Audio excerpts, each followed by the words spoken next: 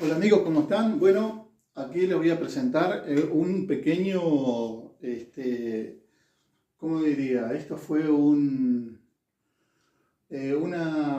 final como estudiante regular en el área de conocimiento, ¿no? De primer año del Instituto de Formación Docente número 9 de Neuquén, Centenario, ¿no?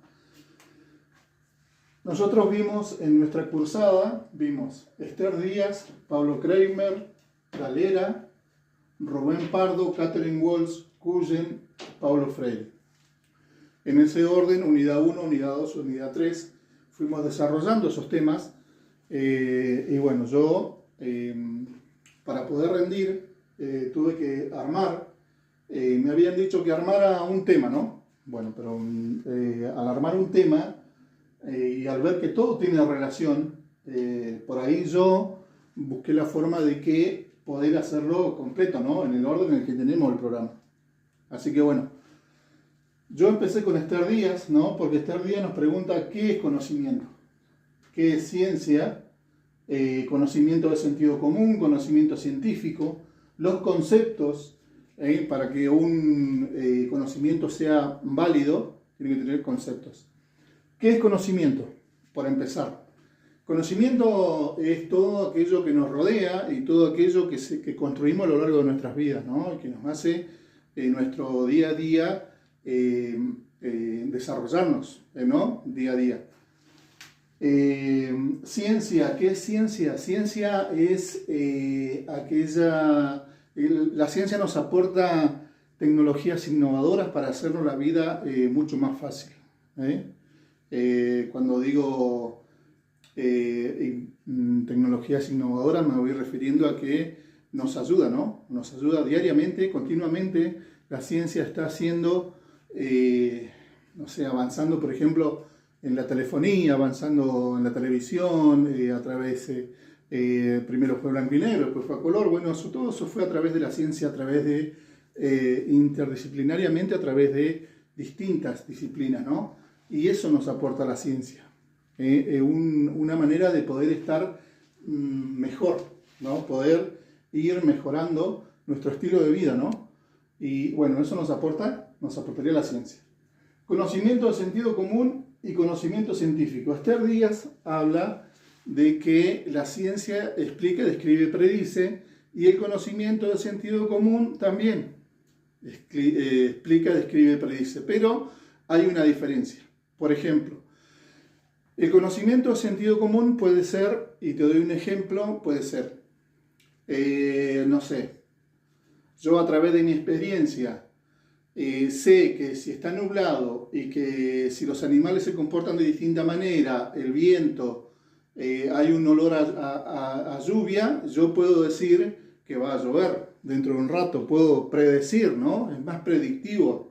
A través de nuestras experiencias yo puedo predecir que va a llover.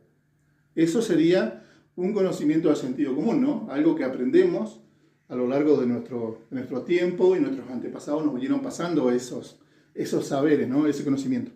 Ahora, el conocimiento científico lo hace de otra manera, ¿no? Porque aplica leyes, busca leyes universales para poder justificar ese acontecimiento, ese conocimiento sobre qué es lo que va a pasar. Y puede hacerlo, por ejemplo, no necesariamente tiene que estar nublado, no necesariamente tienen que los pájaros comportarse de distinta manera, sino que puede decir, bueno, hoy es martes, el sábado al mediodía va a llover, o el viernes habrá vientos fuertes. Bueno, eso es el conocimiento científico. Porque busca leyes universales y busca interdisciplinariamente para ese contexto las leyes física, no sé, y demás, para poder justificar ese acontecimiento a través de leyes, ¿no? A través de leyes para poder dar fe de que eso es así. Para que el conocimiento, como decía antes, para que el conocimiento sea verdadero, sea legítimo, tiene que tener algunos conceptos. Por ejemplo, tiene que ser explicativo, tiene que ser analítico, sistemático, controlable, unificado, comunicable, objetivo, provisorio. Tiene que tener todos esos conceptos. Esther Díez dice que el conocimiento no es algo aislado, sino que es algo que está constantemente expuesto a modificaciones. ¿Por qué? Bueno, eso lo vamos a ver más adelante, ya cuando entremos lo que es en Pablo Kramer, que Pablo Kramer nos habla de que si el conocimiento es objetivo o es una construcción social. Ahí ya vamos a adentrarnos un poco más en esto de que dice que el conocimiento es provisorio. A esta pregunta que hace Pablo Kramer, que dice, ¿el conocimiento es objetivo o es una construcción social? El conocimiento, para mí, y por lo que leí, es objetivo y es una construcción social. ¿Por qué?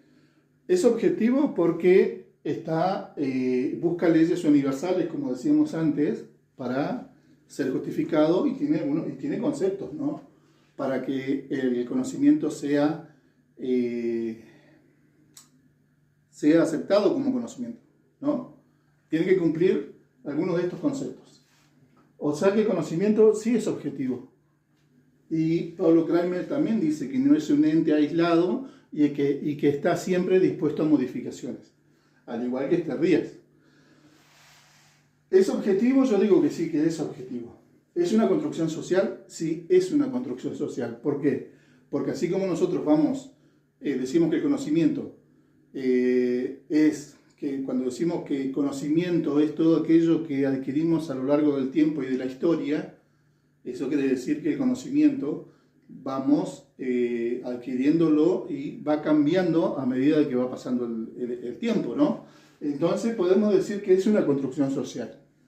Y para dar un ejemplo de que es una construcción social podemos dar la teoría de la evolución de Darwin, que la teoría de la evolución de Darwin, si bien tuvo que usar datos empíricos y si bien tuvo que usar datos físicos y utilizar a la paleontología, la geología y demás para poder dar fe fehaciente, ¿no? De que la evolución de las plantas, la evolución del hombre, la evolución de todo, fue una construcción social, se fue construyendo socialmente.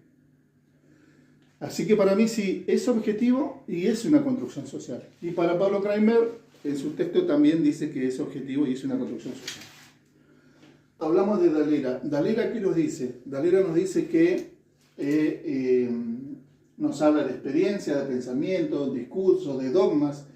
Cuando hablamos de dogmas, hablamos de dogmatismo, que en la Edad Media, que después lo vamos a ver en el paradigma de Rubén Pardo, en el paradigma en la Edad Media, el dogmatismo era que,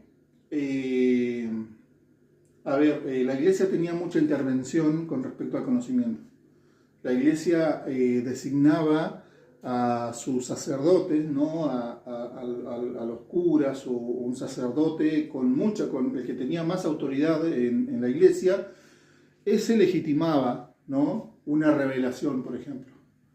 Habla de revelaciones, ¿no? El dogmatismo habla de revelaciones, o sea, en la Edad Media el dogmatismo, el teocentrismo, era algo que manejaba el conocimiento.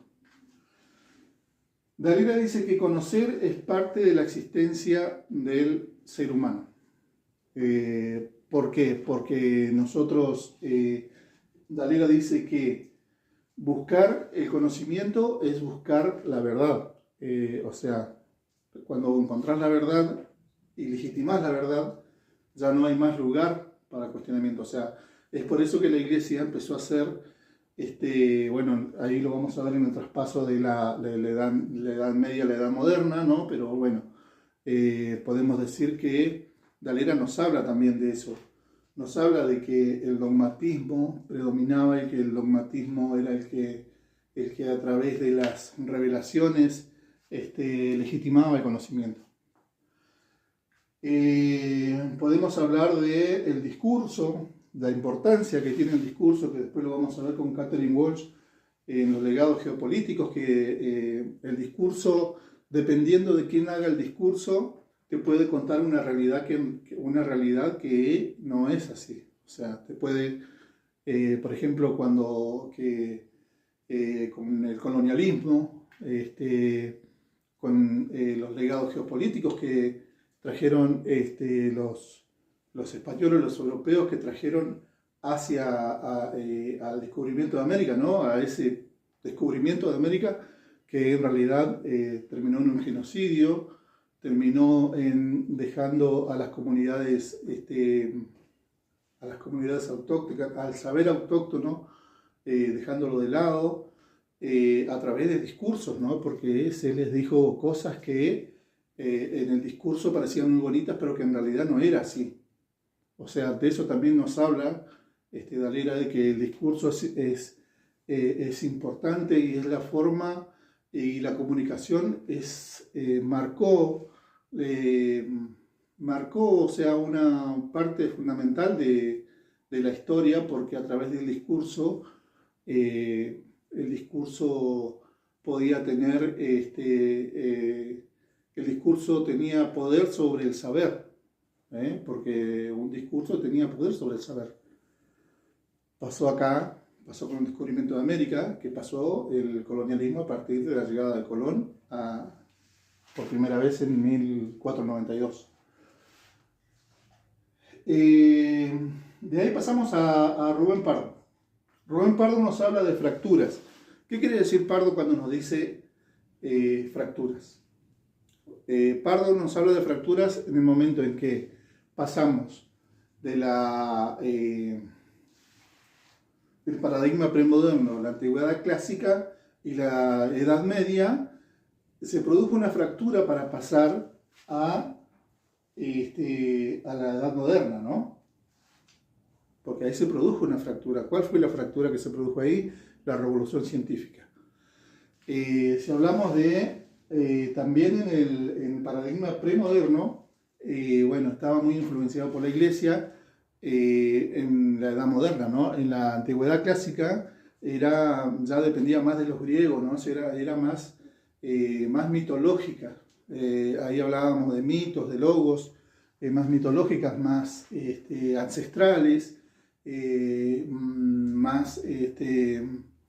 más enfocados en que, por ejemplo, si pasaba una estrella fugaz, ellos pensaban que esa estrella fugaz significaba, no sé, dependiendo del contexto cultural en el que se encontraban, podría parecer cualquier cosa. Hoy para nosotros una estrella fugaz es un meteorito que choca con la atmósfera y se desintegra, ¿no? Y eso produce ese haz de luz.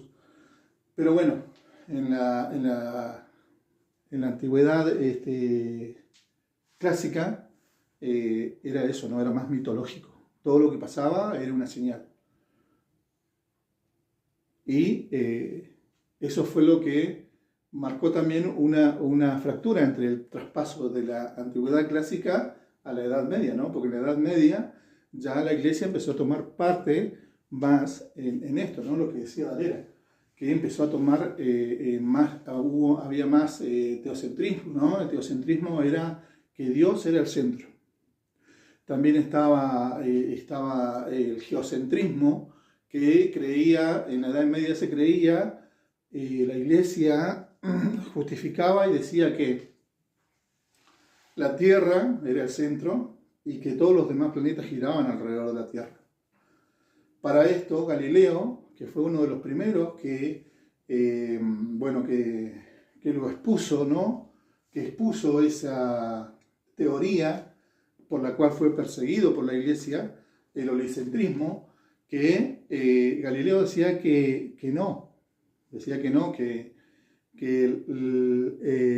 la Tierra y los demás planetas giraban alrededor del Sol. La Iglesia no lo aceptó, lo persiguió, y que después esa teoría fue, fue legitimada, ¿no? Con los avances tecnológicos, como decíamos acá, con el avance de la ciencia, que nos ayuda a nosotros a estar mejor, ¿no? Con tecnologías innovadoras. Bueno, a partir de eso fue que Copérnico pudo legitimar esa teoría. Legitimó la teoría y, bueno, eso provocó el traspaso, ¿no? Ahí hubo otra fractura donde se pasó de la Edad Media al paradigma moderno, ¿no?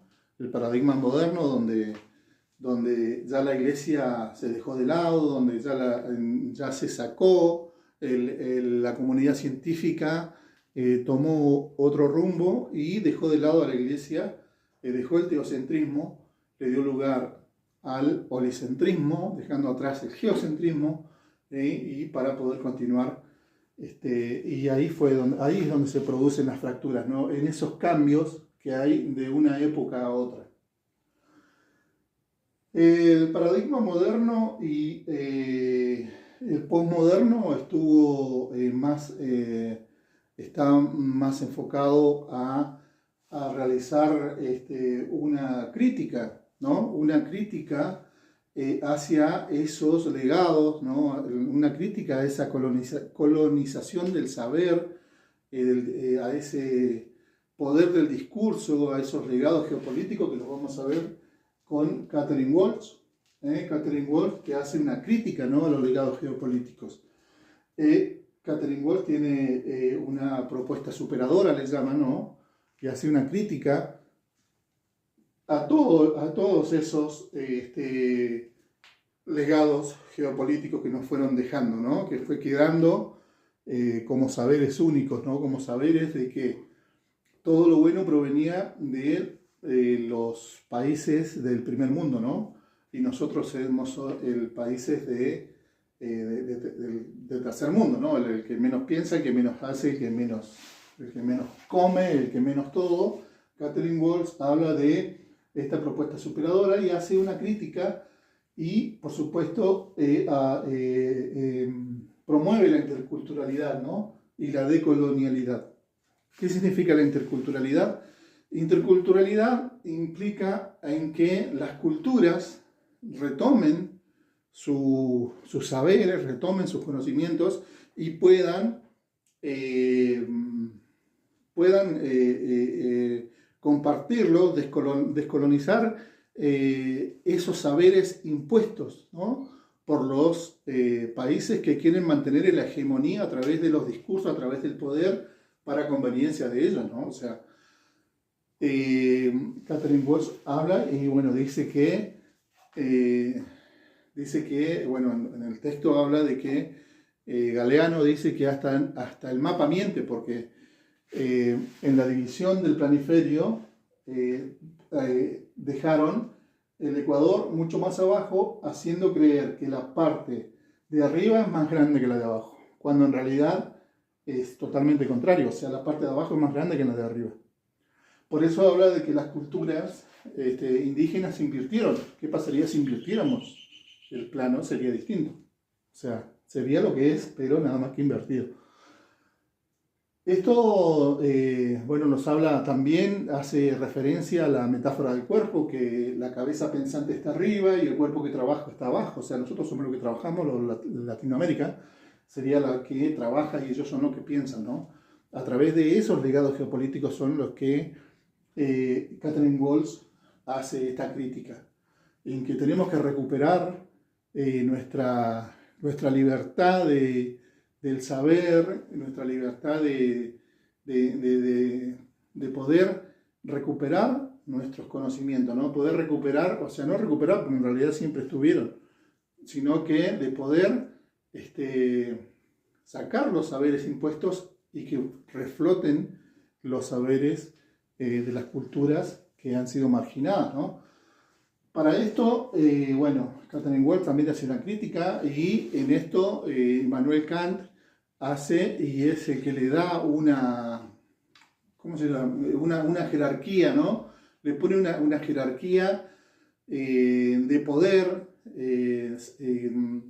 de racismo, ¿no? Porque, bueno, le da un poder a que prevalezca el rubio sobre el negro, el rubio sobre el morocho, y dejando las comunidades aborígenes en el escalón más bajo, ¿no? Eso, Immanuel Kant, es lo que impone, ¿no? Ese racismo, a lo cual Quijano también hace una crítica sobre eso. Hace una crítica a ese tipo de jerarquías, ¿no? Tanto cultural como social, de que se promueva y de que reflote las culturas y que puedan interactuar entre ellas, ¿no? Porque la interculturalidad se trata de que no haya solamente una coexistencia entre culturas, sino que las culturas puedan trabajar entre sí para poder, como dice Kreiner, como dice Dalera, de que poder que esos saberes puedan avanzar más, porque Dalera también aporta esa parte donde dice que si todos pudiéramos compartir nuestros saberes, se podría ser mucho mejor. O sea, también aboga por una interculturalidad. La interculturalidad sería eso, ¿no? Sería que todas las comunidades trabajen, si bien trabajan por separado, pero que compartan, o sea, no, que trabajen por separado, pero que puedan cada uno utilizar el conocimiento de otros para el bienestar, ¿no? Tanto en la medicina o en distintas actividades que realice cada uno según el contexto, ¿no? Pasamos a Kujen.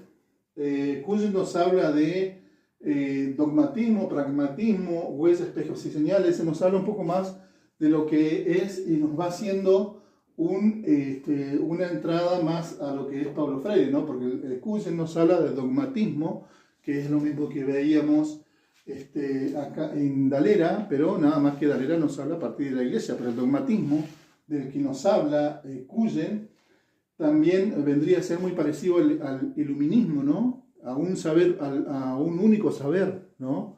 O sea que, ¿cómo hacer que el maestro, que nosotros como maestros podamos hacer de que nuestros alumnos puedan apropiarse de ese conocimiento, ¿no?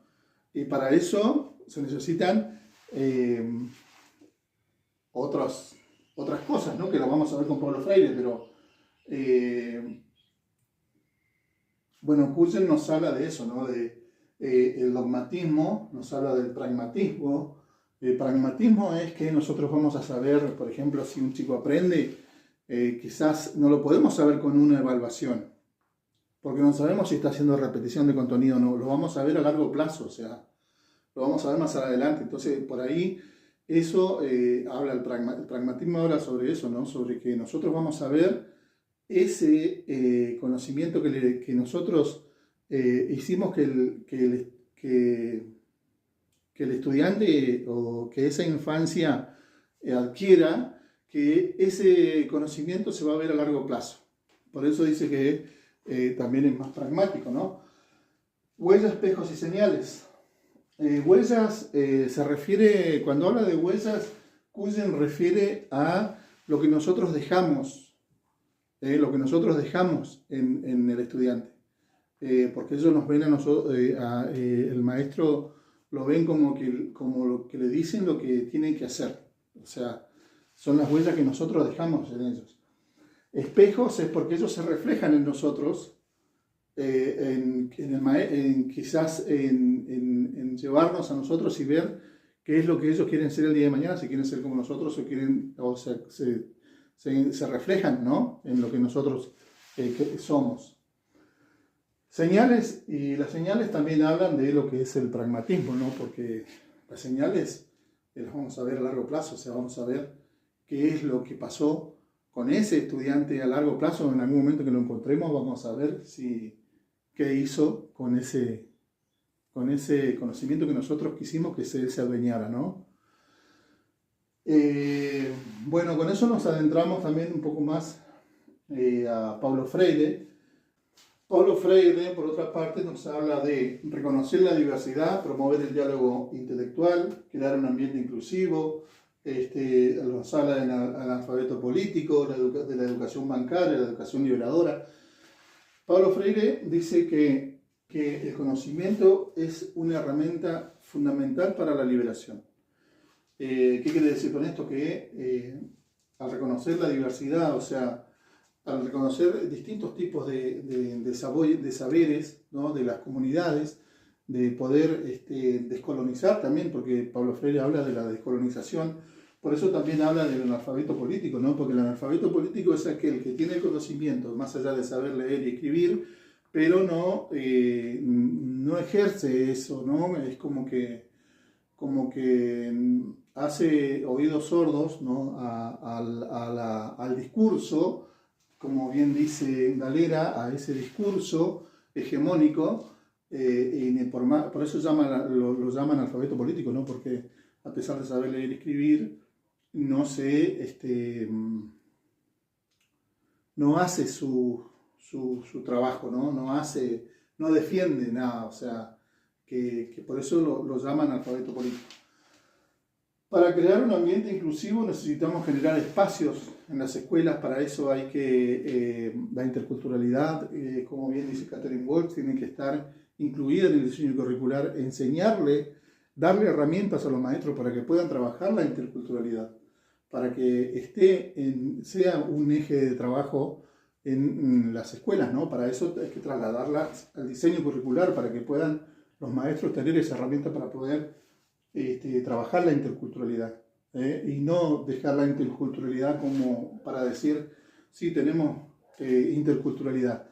En realidad tenés multiculturalidad, porque pluriculturalidad, o sea, multiculturalidad, está la multiculturalidad, la pluriculturalidad, pero la multiculturalidad es la que por ahí predomina, ¿no? Porque sí, las culturas están, pero no se relacionan entre sí, o sea, la existencia entre culturas es caótica. Entonces Pablo Freire busca reconocer la diversidad. La educación bancaria, ¿a qué se refiere con la educación bancaria? Sería como, por ahí podríamos relacionarlo con el dogmatismo, podríamos relacionarlo con el iluminismo, como depositar contenido solamente, y Pablo Freire aboga por hacer personas críticas, ¿no? Por hacer que los estudiantes tengan esa capacidad de ser críticos, ¿no? Para poder desarrollarse mejor en la vida, ¿no? Para ellos tener sus propios pensamientos. Porque si todos pensáramos lo mismo, ¿para qué pensaríamos, no? O sea, cada uno tiene que tener su pensamiento y ser libre para pensar. Y bueno, esto es más o menos algo como para que puedas, y si te sirve, usalo. Esto es para primer año del IFED 9. Usalo. Si te sirve, usalo. Usa la información. Por ahí te puede servir para vos tener más una cercanía, ¿no? Yo me atrevo a hacerlo porque, bueno, rindo esta materia y bueno, nada, quería compartirlo con ustedes. Así que gracias, espero que te sirva y nos vemos en otra de estas.